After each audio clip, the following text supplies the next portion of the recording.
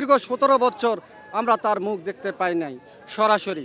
আমি ধানের শীষকে ভালোবাসি বিধায় আমি 47তম প্রতিষ্ঠা বার্ষিকীতে প্রকৃত ধান দিয়ে সাজেছিলাম।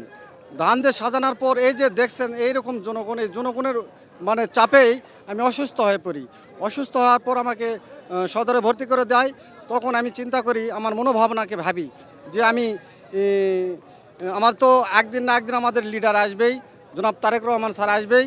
ওনাকে এই পোশাক মানে দেখানোর জন্যই বা সাজার জন্যই আমি এসেছি। হ্যাঁ, তাকে এক নজর দেখার জন্য দীর্ঘ 17 বছর আমরা তার মুখ দেখতে পাই নাই সরাসরি। এই সরাসরি দেখার জন্যই আমি নওগাঁ সদর 5 আসন থেকে স্যারকে দেখার জন্যই তো এসেছি। যদি জায়গা না পাই, রাস্তাঘাটে যদি জাম হয়, তাহলে তো আমার মনোভাবনাটা হবে না, আমি স্যারকে দেখতে পাবো না। এই জন্যই আমার নেতা ভালোবাসার কারণেই তো আমি সেজেছি, এবং জনগণকে যেন আরও মানে করতে পারি, উৎসাহ করতে পারি, এই জন্যই আমি সাজেছি।